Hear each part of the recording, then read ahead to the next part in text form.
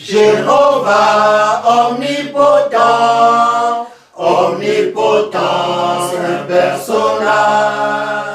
Jéhovah. Alléluia. Alléluia. Alléluia.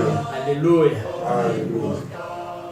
Nous remercions le Dieu vivant, notre prophète, pasteur fondateur de l'église du Christ Céleste, Papa Samuel Léo Joseph Oshofa, qui nous permet de parler à bâton rompu l'actualité de l'église en cette veille du 70e anniversaire de notre belle église. Merci. Les explications de votre chargé de paroisse sont justes. Et il faut bien suivre ce que la sœur, la maman Edith Oshofa a dit sur YouTube, sur Internet. Elle n'a jamais dit que pendant un culte de sabbat, qu'il fallait entonner ce chant debout avant de se mettre à genoux. Elle a parlé de l'adoration, qui est un des 7 piliers du fondement de l'église du christianisme céleste. Un des piliers de l'église, c'est l'adoration, qui correspond au passage du psaume 119, verset 164, où le psalmiste dit « Oh, 7 fois le jour je te célèbre à cause de la bonté de tes lois. » 7 fois. Nos frères de l'église de musulmans, ils prient 5 fois le jour, tournés vers l'est, vers Jérusalem. Nous prions 7 fois le jour, tournés aussi vers l'est. Nous adorons 7 fois. On fait l'adoration 7 fois. Au cours de cette adoration, effectivement, là où la sœur Edith a raison, c'est parce que quand vous allez d'une paroisse à une autre, les gens ont introduit après Papa Oshofa que pour faire l'adoration, il fallait se mettre à genoux, sonner la cloche avant de se mettre debout. Non! Et c'est ce qui ne correspond pas à la vidéo que nous avons vue. Vous commencez votre adoration debout par « Ô Christ, ô mon roi ». C'est cela. Et certains également aujourd'hui, pour les cultes de sabbat, ils sonnent la cloche et ils se mettent debout et ils se mettent à chanter au Christ au monde. C'est faux. Quand c'est un culte de dimanche, après il y a vraiment les 9 coups de cloche, le bonhomme, vous chantez au Christ mon roi. Et d'abord, j'ai été le premier à enseigner cela en Côte d'Ivoire parce que j'avais reçu le message du prophète avec le solfège. C'est un chant qui a été donné depuis. Et le prophète a gardé. Parce que, certainement, on ne lui avait pas dit que le moment pour l'entonner était venu. Et quand Papa Oshofa, gloire à son Dieu, a jugé le moment opportun, il a sorti le cantique. Mais j'ai eu des problèmes en Côte d'Ivoire à cause de ce chant. Et les grands devanciers de l'époque à Abidjan ont dit, mais d'où est-ce que je sors ça? Comment est-ce qu'on peut sonner la cloche et puis chanter encore? Que c'est pas possible. Et jusqu'au jour où le prophète leur a dit, mais écoutez, vous portez des grades, mais celui à qui j'ai dit d'enseigner le chant, c'est votre devancier. Et ils se sont tus. Et ce qui m'a aussi aidé un peu, c'est que sur la paroisse de Papa Ediemou, déjà, on le chantait au Christ mon roi, mais ils ont eu une version là. Car tu es ma force et ma lumière. Non, non, non, c'est pas juste. On fait, car tu es ma force et ma lumière, le Saint. Non, là. Car tu es ma force et ma lumière, le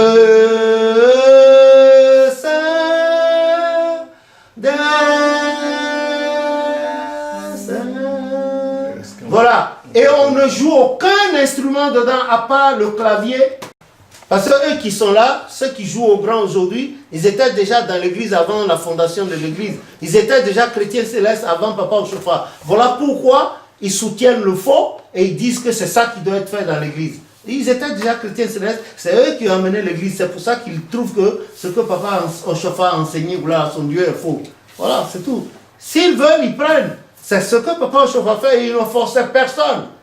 Il a donné l'enseignement, comme la sœur Edith l'a rapporté, il a donné l'enseignement. Maintenant, il a plus à certains de changer ce que l'Esprit a dit par Papa Osopha. Et c'est ce que nous vivons, le drame que nous vivons dans l'église aujourd'hui. Que le nom de l'Éternel soit béni. Voilà. Donc, le dimanche, quand on sonne la cloche, vous chantez le truc. Mais si c'est pour l'adoration, les 7 adorations journalières, vous vous mettez debout, vous chantez le Christ au mon roi. C'est cela. Parce que, revoyez encore la vidéo.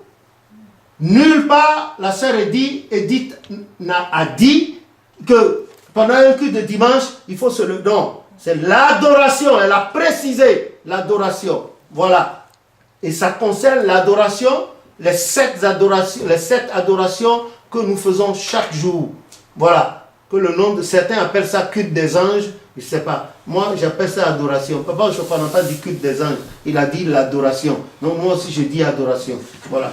Je ne suis pas plus chrétien céleste que Papa Osopha. Que le nom de l'Éternel soit béni. Voilà. Quand il a jugé opportun, spirituellement, de sortir ce chant, il a sorti. Les gens n'ont pas voulu. Même quand j'ai été envoyé spirituellement au Bénin,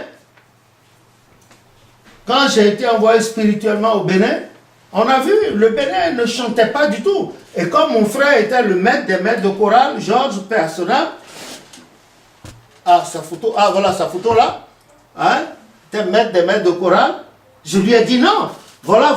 Et c'est après cela, qu'à la paroisse mère à Porto Novo, ils ont commencé par chanter. Et ils ne chantaient que, n'entonnaient ce chant que les premiers dimanches du mois seulement. Alors que le prophète a donné des explications là-dessus, j'ai accouché ces explications dans le tome 1, si vous allez, les circonstances dans lesquelles personne dans l'église n'a posé les questions à Papa Osopha sur l'adoration ni sur ce chant. Personne. Mais moi, j'ai eu cette grâce-là, d'avoir été éclairé par lui avec toutes les... C'est pour ça que je vous les ai écrites dans le tome 1 des chants. Voilà. Si les gens veulent, ils reviennent à la source. Comme a dit Jérémie 6 à partir du verset 7, ils reviennent à la source, comme a dit Job 8, verset 8, c'est tout. Voilà. De mille manières, nous n'avons pas connu l'église du christianisme céleste de la même manière, nous n'y avons pas été éduqués de la même manière. Ils sont devenus chrétiens célestes, il y a une différence entre nous qui étions déjà nés et pas de n'importe quelle famille. La famille numéro 2 historique, et cette famille, la famille Yansounou, était déjà présente dans la vie de Papa Osopha avant la fondation de l'église. Que le nom de l'Éternel soit béni. Et ceux qui ne savent pas, Papa Yansounou, le numéro 2 de la fondation de l'église du christianisme, le premier seigneur évangéliste, celui qui a bâti le premier temple dans l'histoire de l'église du christianisme et qui a fait venir la chorale, a introduit la chorale dans notre église en 1950 avec sa femme Elisabeth. Il a été maître de chœur de Papa Osopha à l'église protestante. Il a été maître de chœur de Papa Osopha à l'église protestante, à l'époque coloniale. Voilà. Et Papa Osopha a été élevé par le père de ce dernier. Donc Papa Osopha vivait dans la maison familiale des Yansounou à Porto Novo. Et les deux, Dieu les avait déjà liés depuis. Papa Yansounou étant plus âgé que Papa Osopha. Dieu les a liés et ils faisaient tout ensemble au point qu'on les appelait des jumeaux. Ceux qui ont raconté du n'importe quoi sur Papa Yansounou après là, ils sont devenus... Quand est-ce qu'ils ont connu Papa Osopha? C'est quand ils sont devenus chrétiens célestes qu'ils ont connu Papa Osopha. Ah, Papa Yansounou et Papa Osopha étaient ensemble depuis 1916. Depuis 1916. Voilà. Que le nom de l'Éternel soit béni. Est-ce qu'eux, ils étaient déjà nés en ce moment? Hein? Voilà. Si vous voulez la vérité, nous vous la livrons. Donc, Maman Jeanne, ce chant-là a été révélé au prophète lui-même. Pas comme quelqu'un a dit qu'il y a quelques années seulement que le chant... Non, le chant a été révélé au prophète depuis. C'est comme le cantique numéro 387. Avec ne redoute rien avec Jésus. C'est au début de l'église, au début, le tout début. Quand Papa Nyanga, par lequel l'Éternel a révélé le nom de l'église, ne bougeait pas, Papa Osopha était étonné. Et à l'époque coloniale, lui, un charpentier, hein, les gens lui ont donné ce chant-là, les deux premiers couplets. Et plus tard, en 1956, par une femme musulmane devenue chrétienne céleste, elle s'appelait Emilienne Taka Elidia Maliki, les anges ont donné deux couplets encore. Il a eu les 2 premiers couplets en 47 et 2 couplets plus tard en 1956, mais par une autre personne. Dieu est libre, il fait tout ce qu'il veut. Que son nom soit béni.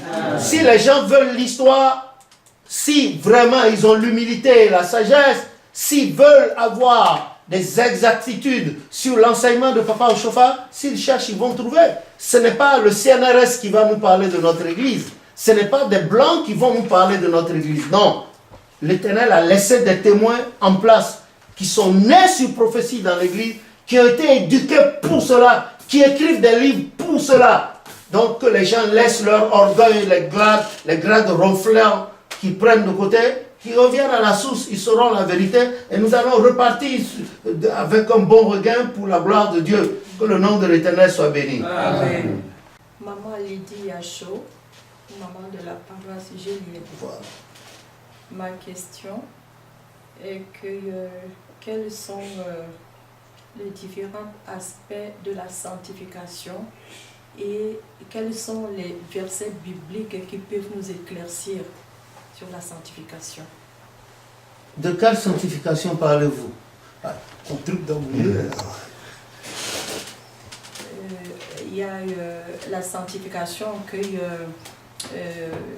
une personne est en période de menstrue, une maman qui accouche. Après le rapport sexuel, par exemple. Par exemple, oui, le rapport sexuel, oui. Et puis la sanctification du cœur pour être toujours en contact permanent avec Dieu. Maman Thérèse Yansounou, je vais vers la question de maman. Moi, je vais d'abord voir la sanctification du cœur. Là, c'est cette sanctification. Nous avons eu à un moment donné des enseignements qui nous disent que la sanctification du cœur commence d'abord par le pardon. Pardonner, le pardon est une des clés de la sanctification. Se pardonner, pardonner aux autres, être un canal du pardon. C'est très difficile, mais c'est aussi une des bases et une des clés de la sanctification spirituelle, ou du cœur, si on veut. Voilà, c'est ça, c'est la